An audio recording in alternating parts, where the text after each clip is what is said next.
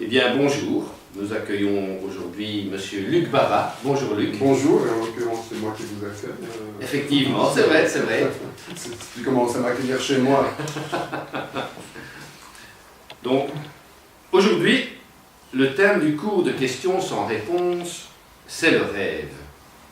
D'où ils viennent, pourquoi on les oublie parfois, alors qu'ils semblaient si vrais, de quoi j'ai rêvé. Et pourtant, les rêves n'existent pas. On rêve pour passer le temps. Parce que ce qui existe est moche. Rêver, c'est comme écrire un poème qui n'intéresse personne. Pour bien rêver, il faut bien se connaître. Luc Baba aimerait bien se rappeler ses rêves, pour échapper à l'impression de renaître des cendres de la veille. Car naître, c'est facile. On part de la source. Mais renaître... Luc Baba est né en 1970 à Liège. Il donne des cours d'anglais et des cours de sciences quotidiennes au singulier. Il aime le théâtre et la scène. Il est en effet comédien, slameur et chanteur. On dirait qu'il est attaché par un fil au plafond, comme une marionnette. Il regarde en haut parfois pour vérifier que personne ne coupe le fil. Luc Baba déguisait déjà le fond de sa tête pour ne pas voir les choses telles qu'elles étaient. Il taillait ses petits décors à lui et il coupait les fils qu'il attachait au monde. Il est l'auteur de près de 20 livres pour adultes et plus jeunes. Il aime bien écrire des aventures parce que les gens qui lisent ne voient pas ce qu'il a vu. Il voit les phrases et réinvente ce qu'il a vu à partir de tout ce qui bouge dans leur tête à eux. Pour lui, écrire, ça fait pousser des lanternes au bout des doigts. Ça donne une petite lumière artificielle et l'illusion de ne pas quitter la lumière du jour. Il n'aime pas faire de texte avec le froissement des petits moments qu'on chiffonne. Ce qu'il voudrait, c'est écrire un roman qui s'accroche bien aux doigts des gens. Un texte qui prenne tout son temps dans leur âme, qui les retienne assis ou les fasse marcher longtemps. Mais tout ce qu'il écrit lui reste au bord des ongles. Les écrivains, ils s'en fichent des hommes. Ce sont des voleurs d'âme. La vie des malheureux, ça leur plaît. Ils en font des petits tas de mots et ils sont très contents. C'est tout. Les gens ont besoin d'éveil sans douceur, de douleurs et de matins inattendus, de même qu'ils ont besoin de subir l'injustice pour défendre son contraire. Un peu comme les tubes de néon font de la lumière en conserve. Ils en digèrent le suc et barrent des spectres. On pourrait citer nombre de ses romans, mais quand on lui demande pourquoi il écrit des romans, il répond que c'est pour se lire, car il est son auteur préféré. Il dit aussi « Je n'écris à personne. Tu, c'est moi. Je suis je et tu. Et parfois il, quand j'ai peur de je, et vous, quand je me fâche contre lui. » Alors aujourd'hui, ouvrons notre boîte à rêves, car c'est ce qu'il reste quand on respire de l'air sans parfum, et qu'on ne voit plus d'oiseaux, l'oiseau qui chante, et qu'on n'entend pas d'ailleurs, il ne reste rien. Alors, monsieur Luc Baba, Oui, mon cher Marc. tu es né en 1970. Est-ce que tu aurais voulu naître à une autre époque? Non. Pourquoi? Parce que je n'aurais pas été moi, et que finalement, je me plutôt bien dans ma vie. Non, les autres époques... Non, j'aime bien cette époque-ci parce qu'on est dans des enjeux particuliers, dans des enjeux de changement. J'ai l'impression qu'on est dans un monde qui tout doucement prend conscience et sort de l'adolescence. Voilà. On dirait que les Notre gens... monde devient adulte. Doucement, c'est en chemin, je crois. Enfin, j'ose le croire. Que tout doucement, les gens se souviennent de la Terre, par exemple, et de ce qu'elle porte de vie. Et j'ai l'impression que c'était tombé dans l'oubli quand j'étais gamin. On ne parlait pas de la Terre, on ne parlait pas de protéger les forêts, de la faune très peu. Et puis on parlait très peu de pollution, les rapaces tombaient du ciel comme des mouches à cause des pesticides. Et puis petit à petit, il y a eu des gens qui ont dit mais non, mais ça, on est en train de foirer tout, là. Il faut un peu se réveiller, quoi. Et j'ai l'impression qu'on est dans cette période où un changement est possible et où des gens initient ce changement. Des gens et quelquefois des mers, comme à Copenhague, ou voilà, il y a des villes, des lieux, au Gabon, qui est devenu une sorte d'immense parc national, Costa Rica qui laisse tomber son armée pour remettre l'argent dans la protection de l'environnement, tu vois. Et donc il y a des initiatives comme ça de citoyens ou d'États ou de maires qui disent mais on s'est trompé, il faut peut-être, c'est peut-être bien de changer les choses. Et donc faire partie de cette époque-là, ça me va, ça me plaît. Tu es très sensible à ce genre de choses. De plus en plus, ouais, de plus en plus, et je me sens de moins en moins seul à tenter de revivre les choses, m'approcher de l'essentiel, tu vois, à revenir à des choses essentielles. Et un respect de la terre et de... Ouais. Donc j'aime bien cette époque, même si elle est douloureuse en même temps, même si le monde continue de saigner de mille façons différentes, mais voilà, j'ai le sentiment qu'on est un petit éveil. Voilà, donc il y a eu un siècle de destruction massive, et puis peut-être le fait d'entrer dans un siècle nouveau, quelque chose qui s'est initié. Et comment était le petit Luc Papa? Comment timide, dans son petit coin, rêveur, discret, et déjà avec un bic à la main et des feuilles. Tu as commencé à écrire tôt? Vers 7h du matin. J'aime bien me lever à cette heure pour écrire. Non, sinon oui, dès que j'ai compris un peu la magie, j'ai senti un peu la magie des mots, alors j'ai commencé à avoir du plaisir à écrire, à découvrir des mots nouveaux. Tu vois, c'est un âge merveilleux. Tu as 6 ou 7 ans, tu prends conscience de la matière des mots parce que c'est plus juste des choses que tu entends et que tu dis, tu commences à les écrire et donc tu peux commencer à jouer avec eux et à prendre le temps de jouer avec les mots. C'est un âge merveilleux et je pense que les écoles ratent un peu quelque chose avec cet âge-là. Et on commence à dire attention, maintenant on va commencer à écrire, et donc attention parce que orthographe, attention parce qu'il faut bien structurer sa phrase, et parce que tel mot porte tel nom. Et puis on oublie toute la beauté des mots, dans leur sonorité, dans leur origine. Ils ont de la matière, c'est des êtres vivants, et puis on oublie ça. Mais c'est ça que j'aime bien faire avec les mots, moi aussi, du coup, quand je vais rencontrer des enfants dans les classes. C'est leur dire, vous avez vu comme ce mot-là, il est magique. Cet autre mot, comme il est magique. Et il y a des mots que vous aimez, des mots que vous n'aimez pas, et vous parlez de tout ça. Et là, les enfants font des grands yeux.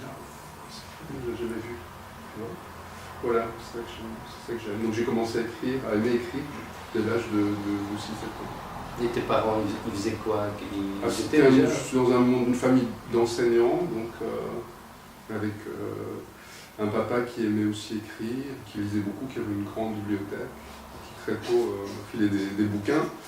Et je l'ai eu comme instituteur, mon père. Et alors il y avait une petite bibliothèque en classe, et une fois par semaine on allait choisir un livre. Et là j'ai commencé vraiment en 4e primaire, du coup, à lire beaucoup. Et puis tout ça s'est accompagné dans un... Et comme j'étais très discret, très silencieux, timide, un peu farouche, voilà, les mots c'était des potes, quoi.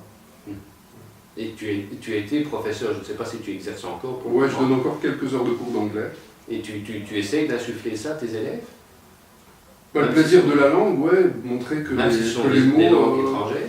Oui, oui, et même avec l'anglais, c'est ce que j'adore faire quand je donne cours, c'est montrer justement que les mots sont vivants, tu vois, et que par exemple en anglais, d'expliquer qu'en anglais, le verbe c'est feignant, tu vois, il ne faut rien, il a besoin de 12-13 auxiliaires qui viennent faire le boulot à sa place, alors qu'en français, le verbe il travaille, tu vois, il prend sa terminaison lui-même, et voilà, et tout ça est vivant, tu vois, et ça j'aime bien transmettre cette part-là, oui. Ouais. Et puis le métier d'enseignant, avec mes élèves, enfin c'est des grands, ils ont 18 et 45 ans, mais je leur parle pas de ce que j'écris, je leur parle pas de ce métier-là, je suis là pour eux, avec des gens qui sont en difficulté, qui ont leurs souffrances, qui ont leurs problèmes, qui sont CPS, ou chez leurs parents qui viennent de loin, qui n'ont pas de diplôme, et qui essaient de se débattre quoi, dans la vie avec le petit bagage qu'ils ont, et c'est nécessaire pour moi, c'est nécessaire,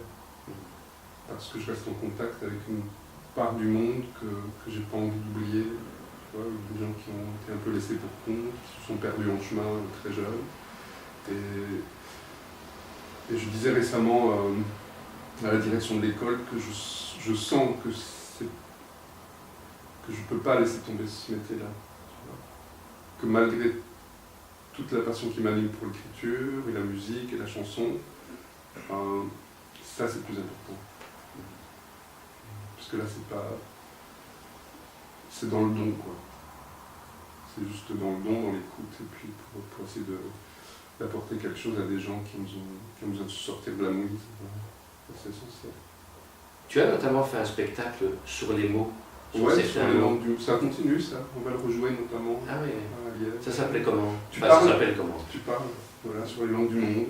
Et donc l'idée, c'est de parler de la langue française, des saveurs de la langue française, et puis d'aller voir un peu dans les langues d'ailleurs comment ça se passe. Donc on parle encore 6000 langues sur Terre à peu près, mais les langues disparaissent à une vitesse dingue. On parle des animaux qui disparaissent, des espèces animales qui disparaissent, l'extinction des espèces animales, mais c'est la même chose avec les ethnies humaines, elles disparaissent à la même vitesse, on en parle très peu, et donc avec des langues, avec des façons de voir le monde qui disparaissent aussi. Et j'ai eu envie d'appeler au secours dans le désert, parce que c'est toujours un peu dans le désert. Parfois il y a des gens qui passent dans le désert, qui entendent et qui vont quand même faire ailleurs. Et donc ça tourne depuis 3 ans ce spectacle-là, et puis je ne sais pas si ça change grand-chose, mais c'est une façon en tout cas de rendre hommage à ces langues rares qui ont des choses à nous apprendre, comme le fait que... Enfin, il y a des langues où le verbe avoir n'existe pas, ça me plaît. Voilà, donc c'est un petit tour du monde des langues et avec ce verbe arménien duquel je reviens souvent, qui est mon mot préféré, ceux que je connais, si je ne connais pas grand-chose. C'est un verbe arménien, l'arménien classique, et le verbe elani, qui veut dire tendre à devenir. Il n'y a pas de correspondant en français, ce verbe-là qui veut plus ou moins dire ça. Donc il y a 4 verbes être, exister, tendre à être et tendre à devenir. Et donc il décline le fait d'être en ces 4 verbes-là. C'est merveilleux, tu vois. Je pense que si on connaissait mieux, on pourrait aussi emprunter, parce qu'on emprunte des mots de l'anglais, mais pourquoi on n'emprunterait pas aussi des mots de ces langues, de l'arménien ou du pot de lièvre, tu vois, qui posent sur le monde des regards qu'on ne connaît pas ou qu'on a oubliés. Toi qui es écrivain, pourquoi est-ce que tu ne les intègres pas dans tes je le fais, histoires? doucement, j'en parle, et puis voilà. Ouais. Mais c'est vrai que c'est... Voilà, ça me passionne, plus que l'anglais, j'enseigne l'anglais, mais c'est les langues du monde en général, et tous ces langages humains qui me parlent beaucoup. Et l'écriture, alors, elle est venue comment? Et quand est-ce que sont venues les premières publications? Assez tard, je sais pas si c'est tard, mais vers 30 ans, à 30 ans même, à l'âge de 30 ans, parce que j'avais le bonheur d'écrire et d'écrire des romans assez vite, mais je laissais toujours reposer, si tu veux. J'écrivais un roman, puis je laissais reposer, puis j'y revenais, je relisais, et je disais, mon Dieu, c'est mauvais. Alors j'avais envie d'en faire un autre, et j'en ai écrit comme ça plusieurs. Et chaque fois que je relisais, je n'en savais pas, et je comprenais pourquoi, alors je travaillais autrement. Et puis un jour, je me suis retrouvé avec 2 manuscrits qui me semblaient toujours pas très aboutis, pas très bons, mais je ne savais pas pourquoi. Je n'arrivais plus à voir pourquoi, donc là j'ai demandé de l'aide à Jacques Dubois, qui était professeur en roman ici à Liège, et qui m'a dit que je n'avais pas confiance en moi, que c'est la seule chose qu'il avait à me dire. Pour le reste, j'étais écrivain et je pouvais écrire en toute confiance, justement. Et donc ça a été formidable, quoi. Parce qu'il ne m'a pas donné des conseils d'écriture. Il m'a donné un conseil pour moi qui pouvait m'aider dans la vie et qui allait m'aider à écrire de meilleurs romans. Et donc je suis rentré chez moi en me disant, bon, je dois avoir plus confiance en moi si je veux écrire des choses valables. Et c'est ça le travail que je dois faire. Et ça m'a aidé dans la vie, ça m'a aidé dans l'écriture. Et un jour, je suis allé retrouver Jacques Dubois en me disant, je pense que tu as plus confiance en moi. Il a dit, je vois. Et donc je lui ai redonné un manuscrit à lire, et là il m'avait écrit une longue lettre pour me dire que j'étais prêt pour l'édition, qu'il n'y avait aucun problème, que je pouvais tenter l'aventure. Et là j'ai écrit un autre livre que celui que je lui avais envoyé, parce que j'avais pris conscience aussi que je me poussais dans les bouquins que j'écrivais, mais sans avoir l'air de toucher, tu vois. J'écrivais, je m'écrivais, en faisant semblant d'écrire autre chose. Et donc, j'ai décidé de jeter tout ça et d'écrire ma jeunesse, quoi. Comment j'étais, comment je me vivais jeune, et de déposer ça. Et ça a fait le premier bouquin publié chez Le Sulquin en 2001, avec la cage de cri. Puis ça a suivi chez Le Sulquin. Et c'est un peu paradoxal parce que tu disais que que ton professeur là, tu manquais de confiance en toi, Ouais. que quand tu étais jeune, tu étais fort timide, Ouais. et tu fais des spectacles, tu chantes, c'est quand même des métiers assez ouverts vers le public. Ça... Oui, mais ouais. Mais en même temps, la scène, ça n'a rien à voir, parce que je me souviens même à 12-13 ans, je me souviens aussi, j'étais très timide, très réservé, mais si tu me mettais sur une scène, parce que je me souviens d'un stage que j'avais fait, si tu me mettais sur une scène, j'étais parti. Ouais. Parce que la scène, c'était comme un espace qui autorise toutes les folies, Et alors là, sur une scène, je déconnais, je partais, voilà, je pouvais même danser. Mais dès que je sortais de cet espace réservé à cette part de folie, d'expression de soi autorisée, alors je gardais tout, je restais c'est encore même un peu comme ça maintenant, mais beaucoup moins. Ça va mieux. Je dirais des choses, il est temps à mon âge, mais la scène, c'est un espace, des tas de comédiens, d'acteurs qui sont extrêmement timides. Et puis, tu les mets derrière une caméra ou sur une scène, alors ils explosent, quoi. Et c'est quoi pour toi être écrivain? Déjà, j'ai du mal à dire que je suis écrivain, donc j'écris, quoi. Comment est-ce que tu te définirais? Je suis un homme qui écrit, un homme qui chante, un homme qui aime les mots, et puis qui aime, voilà, un homme qui aime. Et qui a besoin d'émerveillement, de partage et de rencontre. Ouais. Et après, les romans, c'est un prolongement de ça, c'est un prolongement d'une envie de comprendre des choses, parce que l'écriture te révèle des tas de choses. Et c'est un échange entre... tu ouvres au monde, tu découvres, tu apprends des choses des autres dans les rencontres, et puis tu écris, ça met en lumière. Voilà, c'est un aller-retour comme ça entre le monde, l'écriture, le passage au mot, à l'abstraction, tout au concret. Et la chanson, l'écriture, tout ça, c'est des prolongements d'un besoin d'exprimer, de sortir des choses, de vivre dehors, et puis d'intimité, de silence, de paix, c'est tout ça. Et puis il est arrivé un jour où un éditeur ou une éditrice en l'occurrence, j'avais envoyé pour un prix en fait, la cage de cri, j'avais envoyé un prix littéraire, manuscrit anonyme, et puis c'est suite à ça que le livre a été primé, que les publications sont venues. Et alors on te dit que tu es écrivain. Tu vois, bah oui, en fait, c'est peut-être comme ça que ça s'appelle, mais c'est pas. C'est déjà une étiquette. Voilà, je les laisse à ceux qui veulent me définir. J'essaie de me définir le moins possible. Et comment est-ce que tu considères ce premier roman publié après, avec le recul? Moi, c'est un bouquin, ça m'a fait du bien de l'écrire, et puis je ne l'ai pas relu, je ne relis pas ce que j'écris, donc je ne sais pas, mais moi, ça a été essentiel pour moi de l'écrire, et puis je suis content de ne pas être tombé dans le piège dans le piège du jeu, tu vois, justement. Même si je l'ai écrit en jeu, mais je suis content d'avoir échappé à ce piège-là. D'avoir conscience que si j'écrivais et qu'il y avait cet objectif aussi, un moment de partage, que les gens ils s'en foutent de qui je suis, de mon histoire, etc. S'ils lisent, ils vont avoir envie d'être émus, de recevoir quelque chose, de peut-être retrouver quelque chose de leur jeunesse en eux, dans les mots, et donc d'avoir pu vraiment asseoir ça dans ma tête avant d'écrire,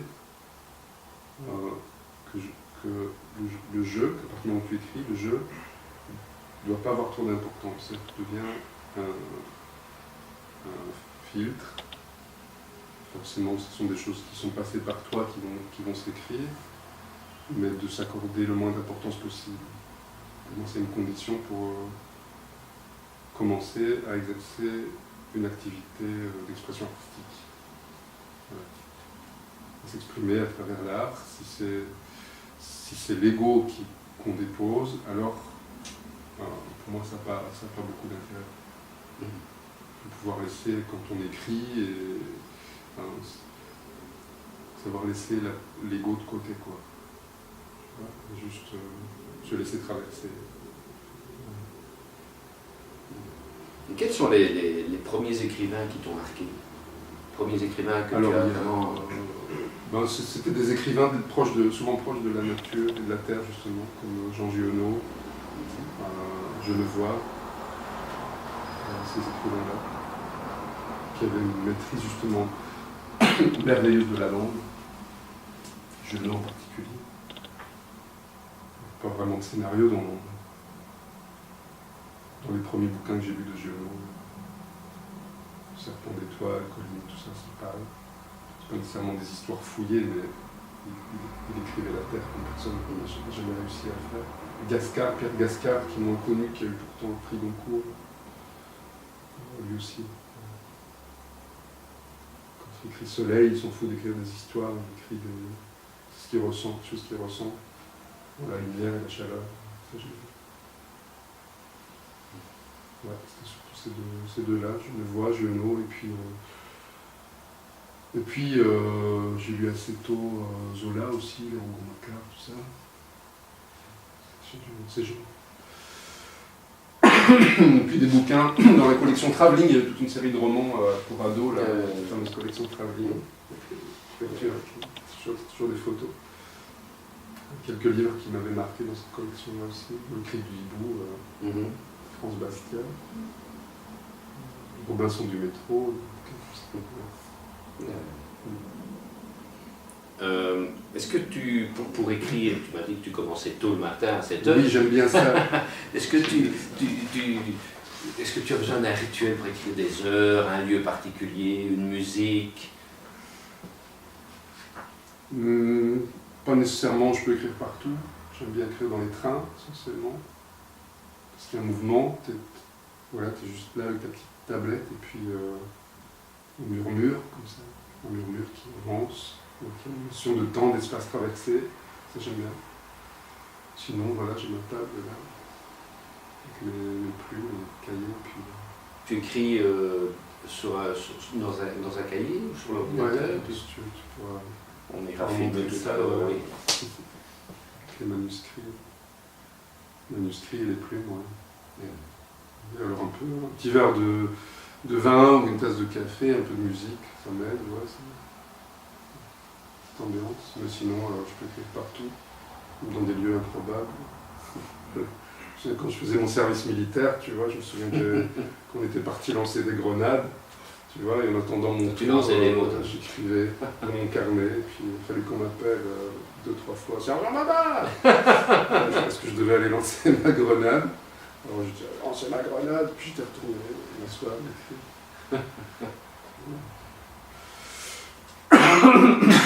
Voilà. Est-ce que tu es quelqu'un qui prépare ses bouquins, ou qui fait un plan, ou qui te laisse porté par les mots, tu as une idée et tu te laisses aller et tu vois où ça te mène? J'aime bien cette idée-là, mais ça dépend des bouquins. Elephant Island, il fallait que je fasse un plan précis parce que j'avais envie d'amener un personnage d'un point A au point B, de l'âge de 7 ans à l'âge de 60 ans.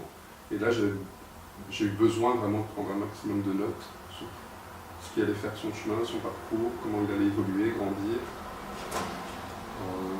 Donc là, je pouvais pas trop m'aventurer sans qu'il y ait un fil comme ça. Sinon, j'aime bien faire confiance à ce qui va apparaître. Parce qu'on ne sait pas ce qu'on va écrire. Tu commences, tu sais pas.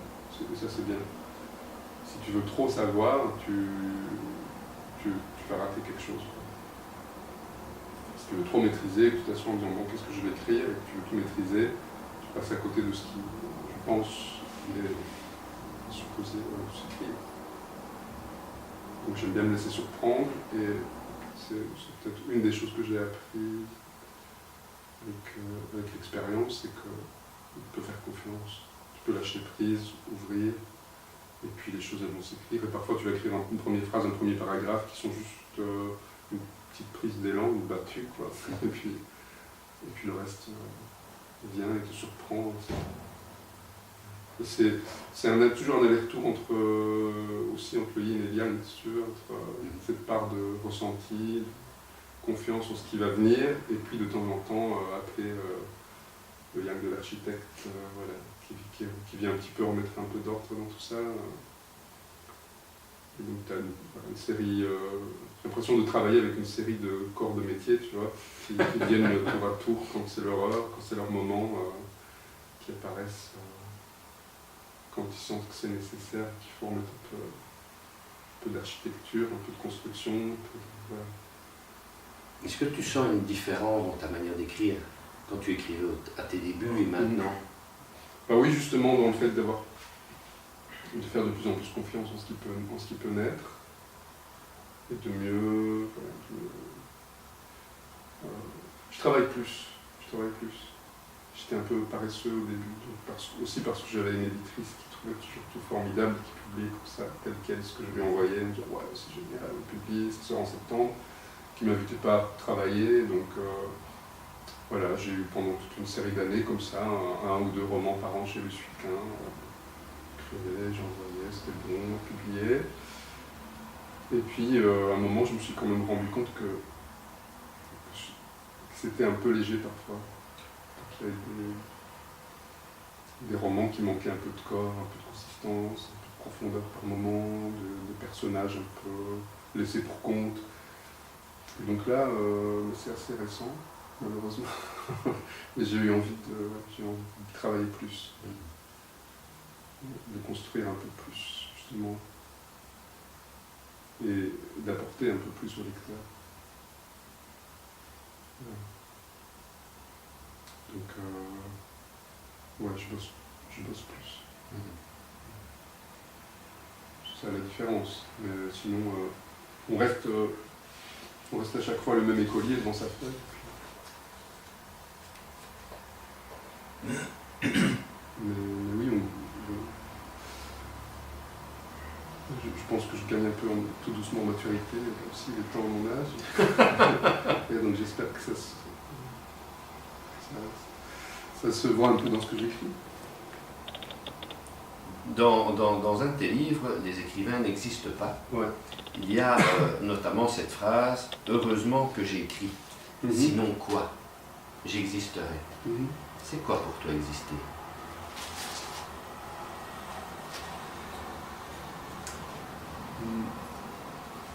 Je sais pas, Ici, ici, dans cette phrase-là, exister, c'était exister comme on attend que tu existes. C'est ça que je précise. Comme la société attend que tu existes. Et j'ai écrit ça à un moment où j'avais beaucoup de pression pour trouver du boulot, pour me marier, pour avoir des enfants, tu vois, il y a toute cette pression. La société pour correspondre à ce qui rassure la plupart des gens, tu vois. C'est à me ranger, en quelque sorte, à sortir d'une marge. Mais chaque fois que je retournais en écriture, j'étais conscient que ma vie devait être différente. Que j'avais le choix, que je n'étais pas obligé de vivre comme les gens te disent que tu dois vivre. Qu'est-ce que tu donnerais comme conseil à quelqu'un qui voudrait se lancer dans l'écriture?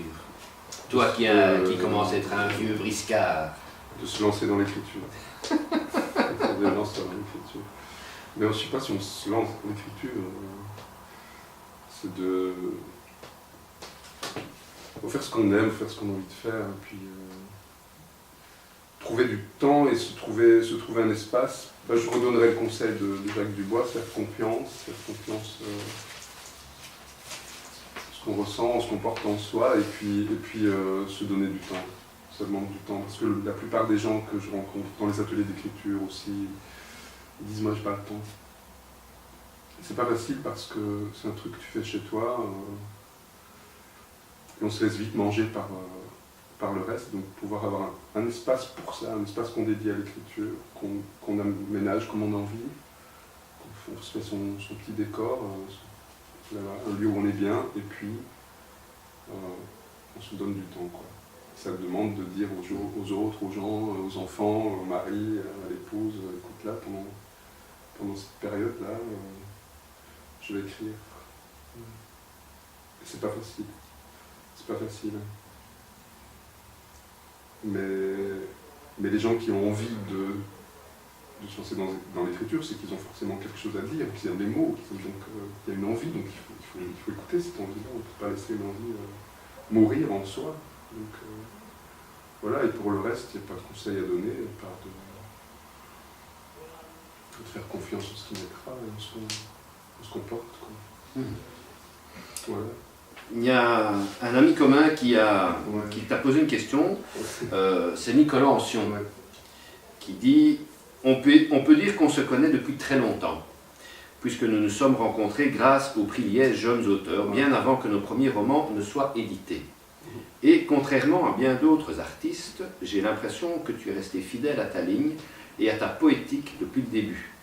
Tu n'as renié ni tes idéaux ni tes convictions depuis l'adolescence, considérant la littérature et la poésie, si je ne me trompe, comme des formes de rencontres humaines à la fois riches et émouvantes. Plus riches et émouvantes que d'autres. As-tu toi aussi l'impression d'être fidèle à tes rêves d'écriture? Et quelle est pour toi la place idéale de l'auteur dans la société? Sur scène avec un micro?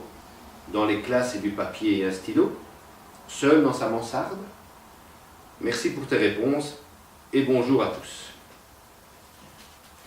Ouais, c'est beaucoup de questions Oui. en une seule phrase. Oui, d'être resté fidèle, c'est la moindre des choses. Hein. Enfin, on se doit ça, hein, de rester fidèle. Mais rester fidèle, c'est accepter aussi que la vie est mouvement et changement. Et puis, rester fidèle, ça ne veut pas dire s'obstiner à rester qui on était à l'âge de 20 ans et ne rien vouloir changer. C'est le contraire. Hein. C'est rester fidèle à un mouvement intérieur. Voilà. Pour ce qui est de la place de l'écrivain, il n'y a pas de place idéale. Bon, comme je disais, j'ai déjà du mal avec l'étiquette écrivain, donc j'aime bien rencontrer des classes, j'en ai parlé tout à l'heure, j'aime bien rencontrer des élèves et puis des instituts, parce qu'il y a un problème, je pense qu'il y a vraiment un gros problème dans la façon d'aborder les mots et la langue française dans les écoles primaires en l'occurrence. Quand je vois le nombre d'adultes qui disent « moi je ne sais pas écrire » ou « j'aime pas écrire », c'est vraiment qu'il y a eu un problème, parce qu'il n'est pas possible de ne pas aimer écrire. Donc, à moins qu'on ait été dégoûté ou qu'on nous ait appris des choses sur l'écriture qui ne sont pas justes. Il n'est pas possible de ne pas aimer écrire. Et c'est un tel outil, ça permet tellement de pouvoir se recentrer pour s'ouvrir voilà, je pense que si l'école pouvait se remettre en question par rapport à ça, ce serait bien. Et donc, je sais que quand je vais dans les classes, c'est pas d'apporter la bonne parole, hein, c'est pas ça, j'ai pas l'ambition, j'ai pas la prétention de tout changer ou de tout savoir, mais en tout cas, cet amour pour la langue, pour les mots de réouvrir un peu, de réouvrir à l'intérieur à partir avec les mots, puisque c'est quelque chose de c'est la démocratie, les mots. Si tu veux faire de la danse classique, tu dois apprendre pendant des années de la technique. Si tu veux jouer de la clarinette, tu dois apprendre la technique, tu dois apprendre le solfège. Les mots, ils sont à tous, ils sont à tout le monde. Donc il n'y a pas de raison de ne pas les aimer. Les gens qui ne les aiment pas, ça veut dire quoi? Ça veut dire qu'ils ont du mal à s'exprimer, à dire qui ils sont, à dire ce qu'ils ressentent. Tu vois, ça veut dire qu'on leur a pas bien. Ça veut dire que l'école n'a pas fait son job. Donc peut-être que la place des gens qui écrivent et qui aiment les mots, c'est fait auprès des enfants, des plus jeunes, pour casser des choses, casser des barrières, déconstruire, et puis proposer des pistes pour reconstruire un peu chacun. tu fais notamment, tu animes des ateliers d'écriture. Qu'est-ce que tu essayes de transmettre justement, ce que tu viens de dire? Oui, ouais. Par exemple, là, les derniers ateliers que j'ai animés, c'était sur le thème des merveilles de nos mondes, tu vois. Donc l'idée, c'était de dire aux gens, voilà, vous êtes porteurs d'images, de souvenirs et de liens avec des choses merveilleuses qu'on ne connaît pas, avec des lieux, avec des musiques, avec je sais pas quoi. Et puis on a parlé de ça.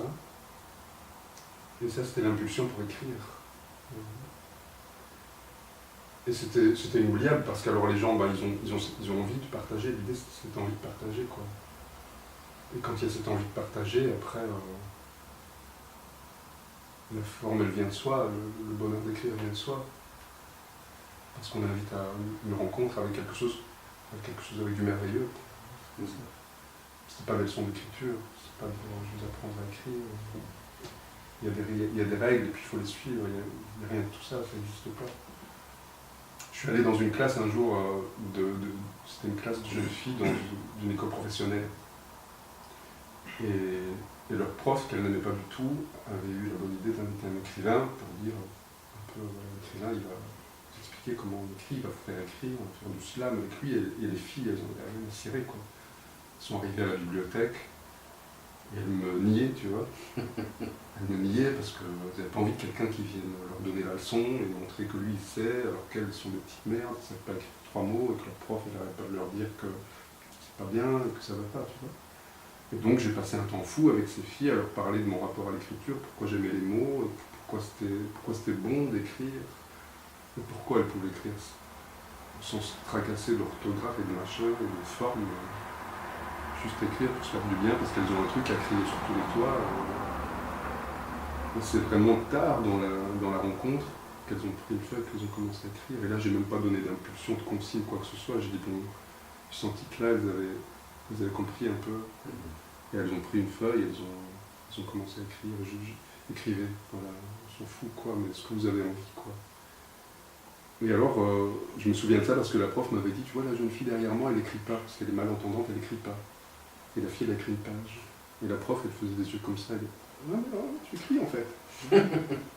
Et donc, la fille, elle était restée coincée parce que ce qu'elle écrit, si tu corriges à la façon prof de français qui doit corriger, mais alors au niveau orthographe, au niveau des compétences langagières, ben non, forcément, il n'y a pas, tu vois. Orthographe, structure de phrase. Quand la fille, elle dit je n'entendante plus, tu vois, mais c'est merveilleux. Je n'entendante plus. Je suis toujours souffrir, elle écrivait ça, je suis toujours souffrir. C'est extraordinaire. Tu vois, tu ne peux pas prendre un livre rouge et dire attention, parce que quand tu dis je ne sais pas mettre le verbe être, si, vas-y, fais-le, tu vois. Et donc, voilà, c'est ça, écrire, c'est ça. Tu as des mots, tu es animé par des choses, tu as des besoins d'écrire, d'exprimer. On a tous besoin d'exprimer un moment, et on s'apprend des choses à soi-même en écrivant. Et c'est extraordinaire, tu vois. Et la fin de son texte, comment c'était c'était aussi je suis confiance, je suis confiance. Voilà, c'est formidable. Voilà. Qu'on ne vienne pas dire à la jeune fille que ça ne se dit pas ou que c'est pas juste. Il n'y a rien de pas juste. Voilà, c'est tes mots, tu vois. Tels que toi tu les ressens parce que tu n'entends pas bien, tu vois. Voilà, donc c'est ça, le rapport à l'écriture vrai, il est là. Et donc je passe un temps fou quand je vais rencontrer des classes à essayer de casser ces choses qu'on leur fait croire. Bon. Ça c'est un des plus beaux souvenirs d'atelier d'écriture. Voilà. Mais écrire et publier, ce sont deux choses différentes, parce que le monde de l'édition, c'est quand même suivre des règles, tu as des correcteurs, tu as des directeurs de collection qui vont dire ceci ou cela. Oui, parce que là, tu vas voir, tu entres dans le monde du commerce. Et ça continue de me poser problème par moment, ça, parce que parce que moi je suis pas commerçant, je sais pas vendre, tu vois, mais en même temps j'écris et puis ça devient un produit vendu avec des libraires qui doivent trouver leur compte, avec un éditeur qui doit trouver son compte et qui va faire du chiffre. Et voilà. J'ai un peu de mal avec ça, cette idée-là, mais je laisse vivre ça. Bon, ça me permet à moi aussi de... Je trouve mon compte aussi, parce que ça me permet de bosser moins et de vivre aussi un peu. Mais là, on entre avec des gens, on travaille, on se retrouve à travailler avec des gens qui font des calculs, qui font des colonnes de chiffres pour s'y retrouver et qui te disent combien d'exemplaires tu as vendus et que si c'est bien ou pas. Et qui te demandent en effet de... Voilà, tu peux pas, ils vont pas peut-être publier ce texte de cette jeune fille malentendante, quoi. On va dire que ça, c'est impubliable, mec. Donc ouais, j'ai un petit souci avec ça. Et en même temps, oui, si tu as des lecteurs, si tu as des gens qui vont acheter ton bouquin, ils vont payer 15 ou 20 euros pour ton bouquin, et puis pour passer un bon moment de lecture, apprendre des choses, ressentir quelque chose, donc tu soignes ce que tu fais, ouais. Et tu penses à ces gens qui vont avoir envie, un moment, qui aiment lire, et qui ont envie de passer un bon moment avec un bouquin, et qui vont peut-être choisir le tien, et qu'est-ce que tu leur apportes alors? Qu'est-ce que tu donnes à ce moment-là? Ça oui, et puis éviter d'avoir des fautes d'orthographe, parce que c'est insupportable pour certains. Voilà, t'as des gens, ils voient une faute d'orthographe, mon Dieu, quel drame, tu vois. Une faute, une coquille, oh là là, tu vois. Bon, alors tu fais gaffe, puis on va relire 12 fois, puis il reste, paraît-il, des coquilles, ou au moins une coquille dans 90% des bouquins qui sortent en librairie. Mais je m'en fous, Avant de parler de quelques-uns de tes livres, j'ai quelqu'un qui veut te poser une question. Ouais. C'est Madame Eva Cavian. Ouais. Bonjour Luc.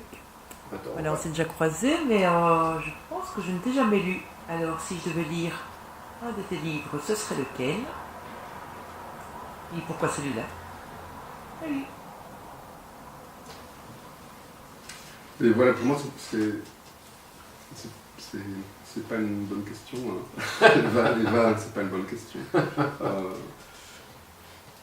Si tu veux lire, tu regardes des titres et puis des quatrièmes de couve, et puis en fonction de ce que tu ressens, que tu as envie de lire, tu lis. Voilà. Je peux pas dire, moi, lisez celui-là parce que celui-là, je peux pas dire ça. Tu n'as pas un de tes livres qui est un petit peu ton préféré? Il y a certains bouquins où je me dis, tiens, je n'ai pas travaillé assez, voilà. À partir du moment où je les écris, je suis plongé dans un bouquin, je ne peux pas les renier non plus. Il y a des mots qui ont plus de maladresse, mais chacun, on va vers des livres comme on est à la croisée de plusieurs chemins, on se dit, tiens, celui-là, il me plaît bien ce chemin-là, on ne sait pas, voilà. C'est pas toujours pourquoi, et puis il faut se faire confiance aussi dans ce qu'on va choisir de lire. On peut être appelé par un titre, par une phrase, par une idée, par un monde, et puis on y va, quoi, parce que ça fait du bien, mais je ne me sens pas, moi, le droit de dire, tiens, tu devrais lire celui-là, il est mieux que les autres, ou bien, tu vois, surtout avec quelqu'un qu'on connaît, Eva Cavian, c'est vrai qu'on s'est peut-être déjà croisé, mais je ne connais pas bien Eva Cavian, je ne sais pas ce qu'elle aime lire.